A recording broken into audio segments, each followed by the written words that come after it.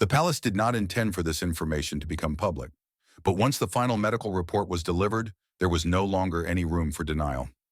King Charles's condition, long managed behind closed doors, has now reached a point where even silence can no longer protect the institution. According to multiple palace-linked sources, the report presented to senior royals was not a routine update. It was a definitive assessment, clear, unambiguous, and deeply unsettling. Within hours, emergency consultations were called, senior aides were summoned, and scheduled engagements were quietly reviewed, with one question dominating every conversation. How much time does the monarchy have to prepare? What makes this moment unprecedented is not merely the gravity of the diagnosis, but the timing. King Charles's reign has barely found its footing, yet the medical reality now forces the palace to confront scenarios it hoped to delay for years. The result is a visible shift in authority. Responsibilities once firmly held by the king are being reassigned. Decisions are being filtered, and the line between preparation and transition is becoming increasingly thin. William's role has expanded rapidly, not ceremonially, but operationally. Behind the scenes, he is being briefed, consulted, and positioned in ways that signal more than support. They signal contingency. At the same time, the palace's carefully worded public statements reveal far more through omission than reassurance. This is no longer about speculation or palace gossip. It is about a medical reality that has begun to reshape the balance of power inside the British monarchy. So what exactly did King Charles's final medical report reveal? Why has the palace been left shaken? And how close is the monarchy to a moment it is not yet ready to announce? Stay with us as we break down what the palace cannot afford to explain publicly. The palace's family doctor had requested a private audience with King Charles 3 days earlier, using language that immediately signaled severity to those within the palace. Not a routine follow-up, but a private audience to review some comprehensive assessment findings. Charles had been at Sandringham when the call came requesting his return to London. He'd been spending more time at the Norfolk estate in recent weeks, finding comfort in the relative privacy and the routines that had sustained him through difficult periods. But the journey back to Buckingham Palace on December 10th carried such a weight he couldn't ignore. The meeting took place in Charles's private study, a room designed for confidential discussions with thick walls and security measures that ensured absolute privacy. Dr. Hartley had arrived with 2 colleagues, both specialists in advanced oncology. Charles had asked the Queen Consort Camilla to join him, as he needed her strength for whatever was coming.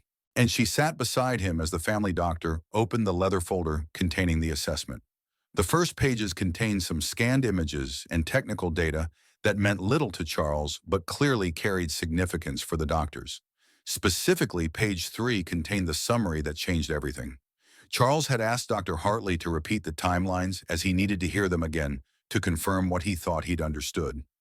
Either way, he was looking at some time between March and August of 2025 and probably would not see his next birthday in November. Camilla had gripped his hand tightly, her own face pale, but composed in the way she'd learned to be through decades of navigating crisis. She asked the question Charles was still processing. Is there any possibility the assessment is wrong? Any chance for better outcomes than these projections? The discussion that followed covered treatment options, though the possibilities were perhaps too generous a term for what remained available. The king could continue current protocols, accepting diminishing returns and increasing toxicity, buying maybe a few additional weeks or months of heavily compromised function. Or he could transition to palliative care, focusing on maintaining quality of life for whatever time remained, rather than pursuing aggressive intervention that was unlikely to meaningfully extend survival. King Charles had asked about his capacity to continue royal duties under each scenario. This was the question that mattered institutionally, the one that would determine how the next months unfolded, not just for him personally, but for the monarchy. The conversation extended nearly 2 hours, with Charles asking detailed questions about symptoms, timelines, and capabilities. When Dr. Hartley and his colleagues finally departed, leaving the comprehensive report for Charles to review at his own pace, the king sat in silence with Camilla for a long time. The winter evening had fallen dark outside, as the study's lamps cast warm light that felt incongruous with the coldness Charles felt internally.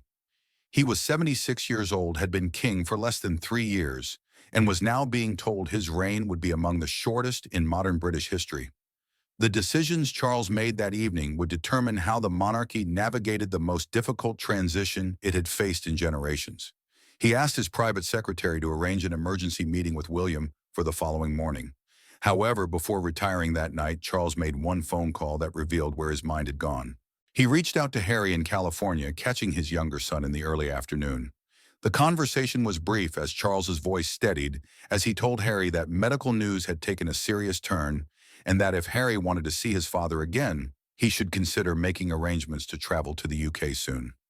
As Charles prepared for bed that night, knowing sleep would be difficult, he thought about the irony of his situation.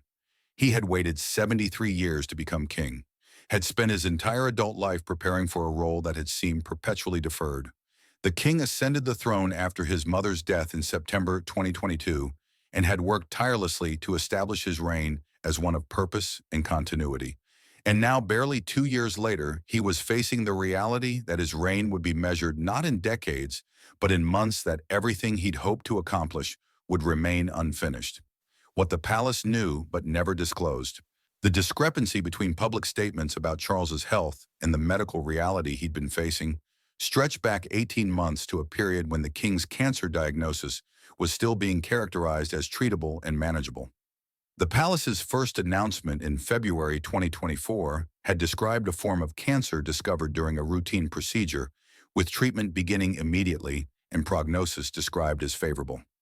What the public hadn't been told was that Charles's cancer had already metastasized by the time of diagnosis.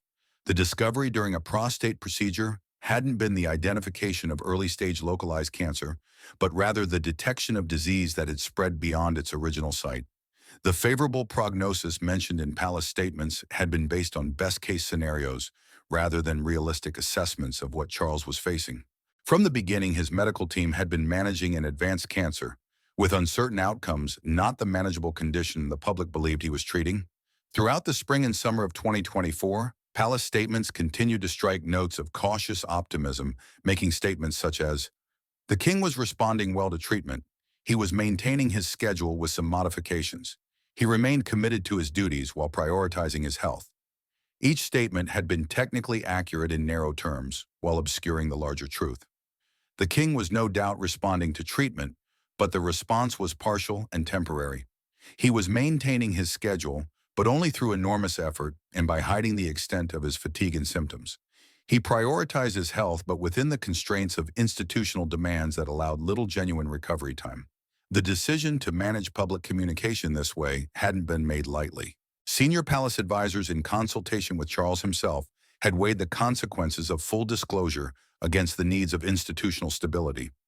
A monarch revealing he had advanced metastatic cancer with an uncertain prognosis would create immediate questions about succession and his capacity to rule. The palace had chosen to emphasize hope and continuity rather than acknowledge the precariousness of Charles's medical situation. But the strategy had created its own problems. How could they acknowledge deterioration without admitting they'd been misleading the public about the severity from the beginning? The experimental treatments Charles had pursued, never mentioned in any public statement, reflected the desperation his medical team felt about conventional approaches. In June 2024, Charles had enrolled in a clinical trial for an immunotherapy designed to target his specific cancer type. The trial had required him to travel to a private facility in Switzerland, a journey explained to the public as a brief private retreat. The treatment had produced severe side effects and no measurable benefit, forcing Charles to withdraw from the trial after just 2 cycles. A second experimental approach in September had involved targeted radiation to specific metastatic sites, combined with a novel drug therapy that had shown promise in animal studies but limited human data. By November, Charles's medical team had been discussing openly among themselves what they had been reluctant to tell the king directly. The decision to finally order a comprehensive reassessment had come from Charles himself in late November. He'd recognized his declining energy, his increasing pain, his sense that whatever treatments were being administered weren't working. He had requested that Dr. Hartley assemble a complete picture by consulting whatever specialists were necessary and provide him with an unfiltered assessment of where he stood medically. That request had led to 2 weeks of intensive evaluation that produced the devastating report delivered yesterday. The palace's communication strategy had been built on a fundamental tension between constitutional necessity and medical reality. A monarch's health was not merely a personal, but an institutional concern. Charles's capacity to fulfill his role affected the entire governmental structure. His prognosis impacted succession planning, diplomatic relationships, and national stability. The palace had believed that managing this information carefully was necessary for all those reasons. But in doing so, they'd created a situation where the eventual disclosure would be more shocking and destabilizing than honesty from the beginning might have been. Senior staff who had been privy to the full medical picture throughout the 18 months now faced their own reckoning. They had participated in a sustained effort to present Charles's health more optimistically than facts supported. Some had felt uncomfortable with this from the beginning, but had deferred to the judgment of those above them. Others had convinced themselves it was justified that protecting institutional stability outweighed obligations of transparency.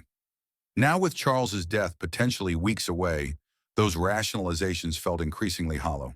The comparison to Queen Elizabeth's final years was inevitable. She had also faced declining health managed through careful public relations with the palace, never fully acknowledging how frail she'd become until after her death. But Elizabeth had been 96, had reigned for 7 decades, and her decline had felt natural, even if its extent was hidden. Charles was 76, had reigned for 2 years, and the revelation that he'd been dying throughout most of that reign would raise questions about honesty and transparency that the palace would struggle to answer satisfactorily. What palace insiders understood, even as they grappled with the ethical complexity of their approach, was that Charles himself had been complicit in the managed optimism. He had wanted to continue functioning as king for as long as possible.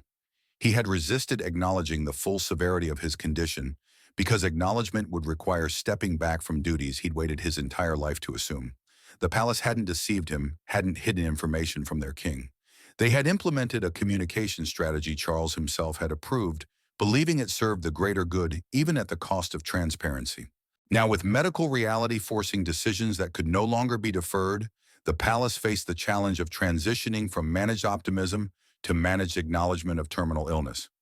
The public would need to be told, and William would need to be prepared for imminent succession, and the institution would need to begin the difficult work of explaining why they'd spent 18 months suggesting Charles was fighting cancer successfully, when in fact he'd been losing that fight almost from the beginning. William's emergency ascension preparations. The call reached Prince William at Adelaide Cottage at 7:15 on the morning of December 11th, less than 12 hours after Charles had received the devastating medical report. William had been awake, already sitting at Catherine's bedside as she slept fitfully. His father's private secretary calling at this hour meant only one thing: the situation with Charles had deteriorated. The conversation was brief and carefully worded, conscious that even secure palace phone lines maintained records. William arrived at Buckingham Palace at 9:12. He told Catherine only that his father needed to discuss important matters, not wanting to add to her burdens when she was facing her own mortality. The children were at school, maintaining a routine that felt increasingly surreal as their family faced catastrophes that should have been years apart.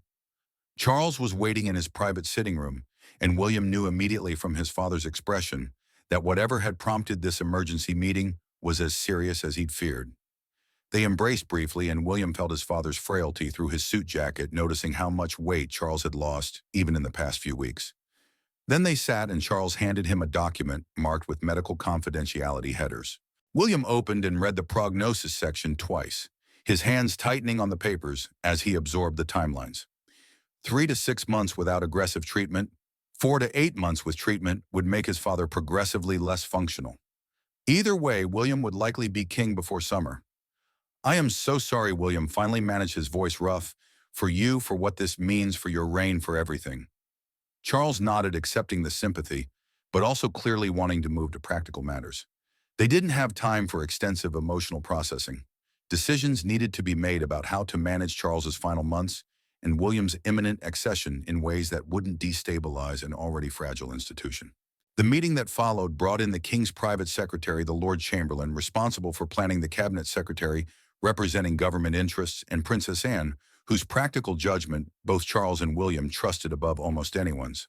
The group assembled in the secure conference room where matters of highest constitutional sensitivity were discussed, and the agenda that emerged over the next 4 hours covered territory the modern monarchy had never truly had to navigate.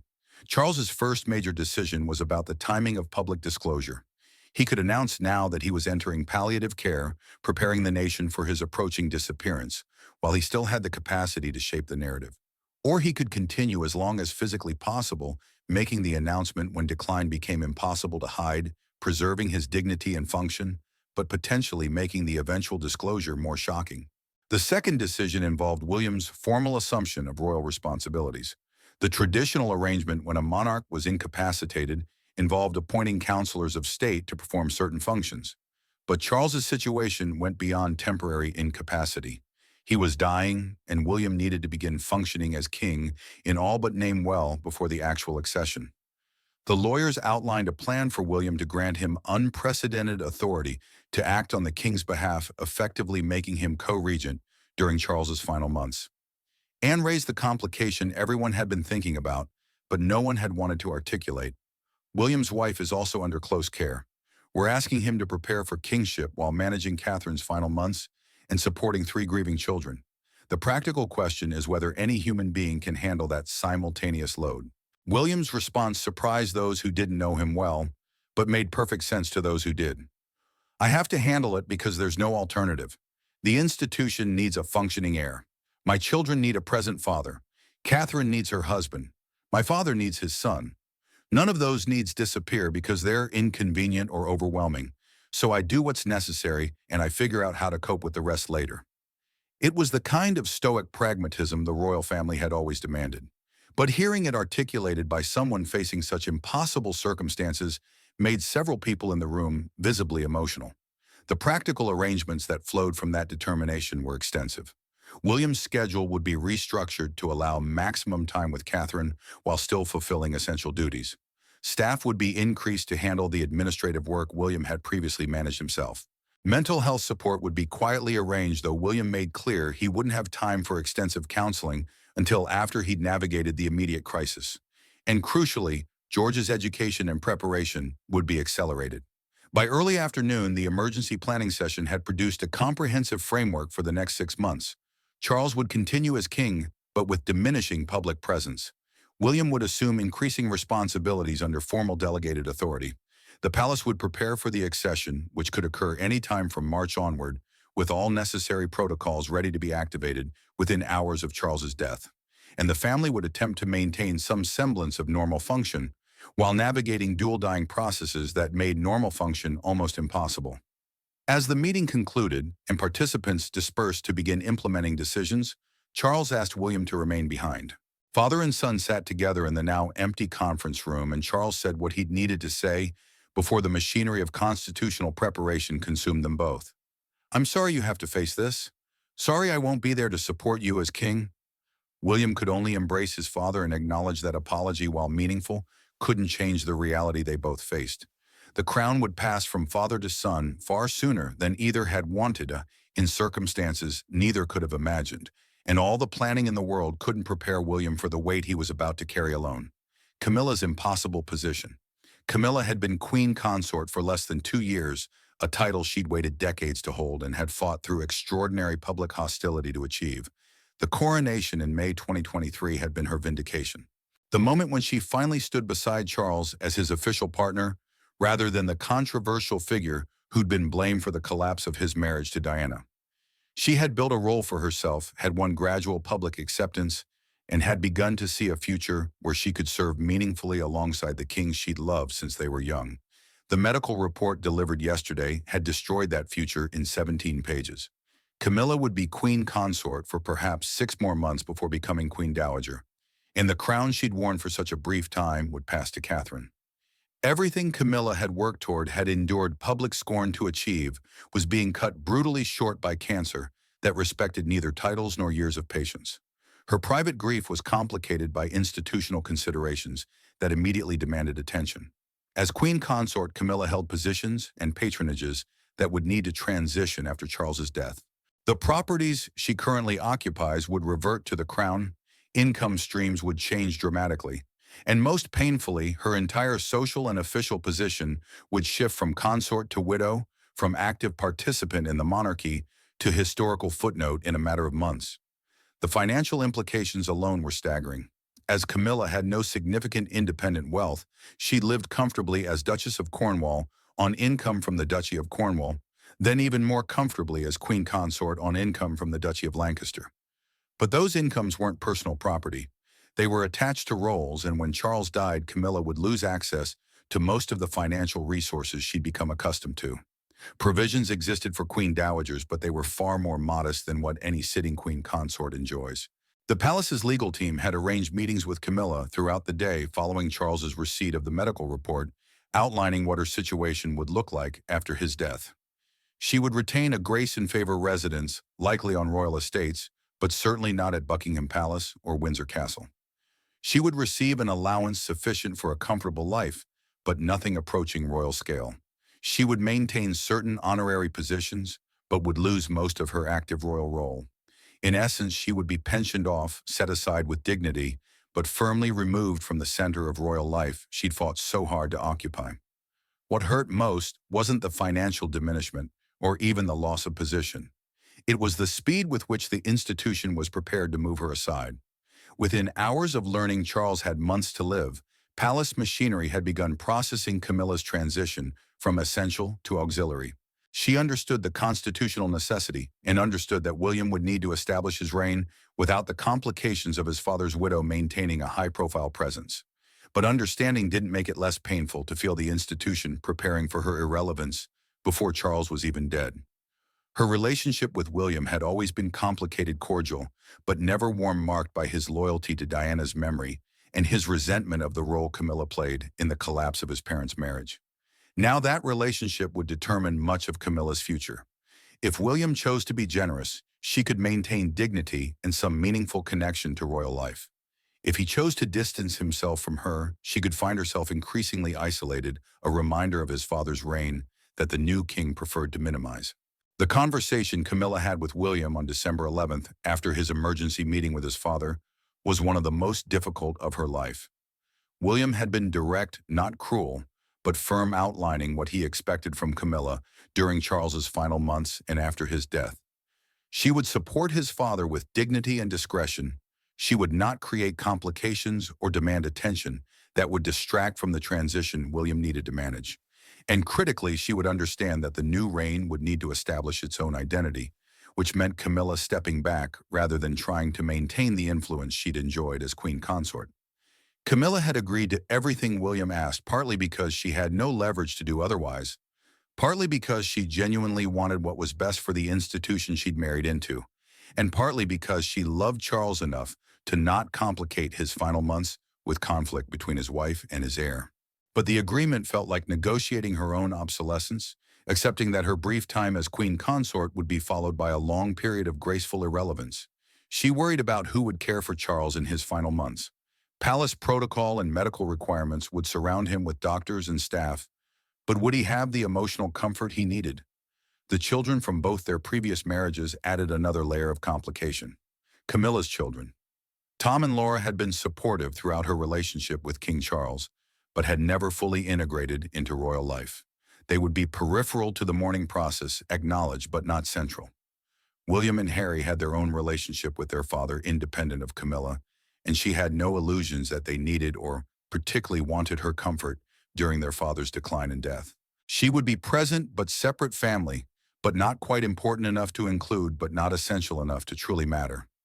One conversation Camilla had with Charles the day after receiving the medical report revealed the depth of her anguish. She told him she felt cheated that they'd waited so long for their time together, and it was being cut impossibly short. As December progressed and palace preparations for Charles's death intensified, Camilla found herself caught between supporting her dying husband and preparing for her own uncertain future.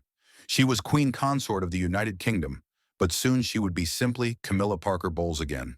Harry's race against time.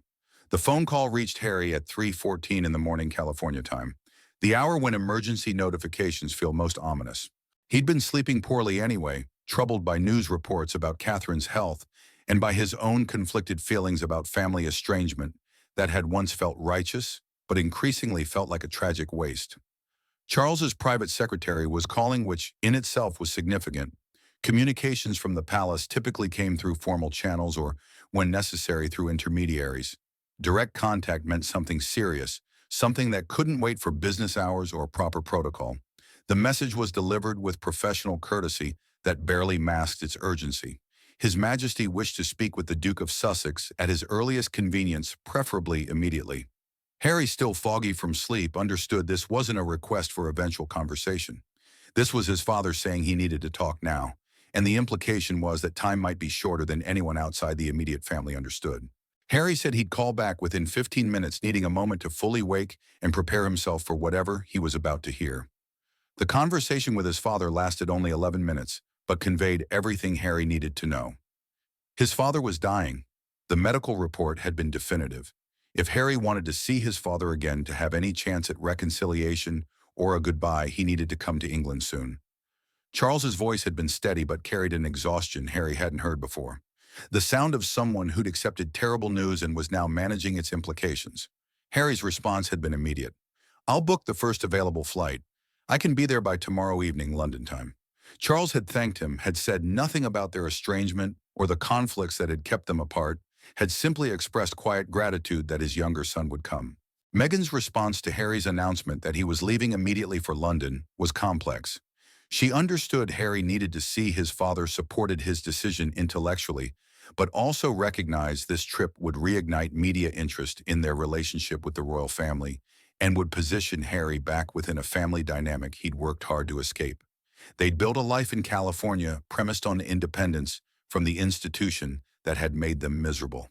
Harry returning because his father was dying would inevitably pull him back toward connections that Meghan had mixed feelings about. The conversation Harry had with Meghan in the pre-dawn hours as he hastily packed and arranged flights touched on questions they'd been avoiding. Would Harry attend his father's funeral whenever that came? Would the children Archie and Lilibet be expected to participate in mourning rituals for a grandfather they barely knew? Would Harry's presence in the UK during Charles's final months create expectations of reconciliation with William that neither brother was prepared for? The flight Harry managed to secure through a contact who arranged private aviation on short notice departed Los Angeles at 9:30 a.m. on December 11th. The 13-hour journey, including fuel stops, would put Harry in London around 2:00 p.m. on December 12th. Charles's private secretary had arranged for discreet arrival protocols, bringing Harry directly to Clarence House without the usual security circus that accompanied royal movements. The goal was to give father and son time together without immediate media intrusion, though everyone understood secrecy would be temporary at best. The question weighing on Harry throughout the flight was what he would say to his father and whether any conversation could address the years of conflict and distance between them. Harry had spent the past 4 years justifying his departure from royal life, publicly criticizing the institution, and building a narrative in which he was a victim of a family and a system that had been cruel to him and his wife. However, the question of timing was also haunting Harry as his flight crossed the Atlantic. Would he arrive in time? What if his father had weeks, not months? What if the stress of recent events accelerated the decline? Harry drafted a letter on his phone during the flight, words he wanted to say to his father, but worried he might not be able to articulate in person. The plane began its descent toward London at 1:40 p.m. on December 12th, and Harry looked out the window at the gray city he'd fled 4 years earlier, the monarchy's darkest timeline. The scenario planning session held at Windsor Castle on December 12th brought together the most senior constitutional advisors, palace officials, and government representatives to address a question no one had seriously contemplated until now. What happens if both King Charles and Catherine, Princess of Wales, die within weeks of each other? The mathematics of the situation were brutally simple. Charles had been given 3 to 6 months, possibly extending to 8 with aggressive treatment. Catherine's prognosis, though never publicly specified, was estimated to be on a similar timeline. Both could die in late winter or early spring, potentially within weeks of each other. And if that happened, Britain would face the unprecedented situation of a new king assuming the throne while in mourning for his wife, raising 3 grieving young children, and managing national loss on a scale not seen since the aftermath of Diana's death. But the practical questions multiplied rapidly. Could William perform the necessary public duties, including addressing the nation and meeting with government officials, if he were simultaneously managing Catherine's final days or had just lost her? Would George, as heir at age 11, need to participate in ceremonies and protocols typically reserved for adults? How would the monarchy maintain stability and continuity when the king himself was in a personal crisis that would incapacitate most people? The discussion that followed was uncomfortable for everyone involved. William was respected, capable, and had shown extraordinary strength throughout Catherine's illness. But everyone had limits. And watching your wife die while preparing for kingship, your dying father would soon vacate stretch beyond what anyone should be expected to handle. The contingency being discussed involved essentially creating a shadow regency, where William would be king in name, while others, likely Anne and Edward, with support from privy councillors, managed actual governance until William could resume full function. The public communications challenge was equally daunting. How does a nation mourn a king it barely knew while preparing for his successor's ascension under tragic circumstances? Charles had reigned for less than 3 years, hardly enough time to establish the kind of relationship Elizabeth had built over 7 decades. His death would generate genuine sadness, but also immediate focus on what came next. And what came next was William becoming king in circumstances that would make the coronation, whenever it eventually occurred, feel more like a funeral than a celebration. The impact on George, Charlotte, and Louis demanded a separate discussion. The education specialists and child welfare experts brought into the planning discussions advocated for shielding the children as much as possible from public demands, allowing them to grieve privately and maintain school routines, rather than being pulled into national mourning rituals. But that approach conflicted with royal tradition that required visible family presence during major transitions. The compromise being developed involved minimal, carefully managed age-appropriate public appearances for the children, while keeping them largely out of ceremonial roles that would add to their burden. The question of Harry's role in all this added another complication. If Charles dies while Harry is in the UK for final visits, he would inevitably be present for the funeral and immediate aftermath. Protocol would require his inclusion in family mourning, but his estrangement from William would create tension during a period that demanded family unity. The planners were preparing for scenarios where Harry attended, but remained separate from core royal activities, acknowledged but not integrated, present, but not participating in ways that would suggest reconciliation had occurred. By the time the December 12th planning session concluded, the group had produced comprehensive frameworks for managing what everyone hoped would remain theoretical worst-case scenarios. But the frameworks couldn't address the human dimension of what the monarchy would face if these scenarios materialized. An institution already struggling with questions of relevance and public skepticism would be asking the nation to mourn a barely known king while supporting a new king in a personal crisis. The children at the heart of succession would be traumatized, the family would be fractured, and the crown itself would face questions about whether an institution that demanded such sacrifice from its members deserved to continue. Princess Anne, closing the session, offered a final assessment that captured what everyone was thinking, but few had articulated. The room fell silent as her words settled over the group. They'd spent hours preparing contingencies and protocols, but Anne had named the underlying fear everyone shared. This wasn't just constitutional planning, it was preparing for a potential crisis that could fundamentally alter or even end the monarchy as Britain had known it. The darkest timeline wasn't just about death and succession. It was about whether the institution could survive the confluence of tragedies that would test its resilience beyond anything modern history had demanded. As the dust settles around this devastating medical report, one reality becomes impossible to ignore. The monarchy is standing at a turning point it can no longer delay. This is not just about King Charles's health.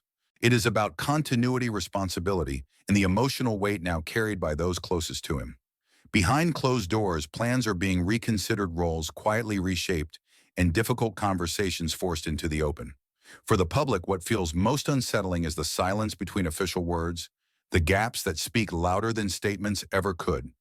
For the family, it is the painful balance between protecting a father and protecting an institution built on stability. What happens next will define not only the final chapter of Charles's reign, but also the tone of the future under William's leadership. History often remembers these moments not for what was said, but for how leaders responded when everything was at stake.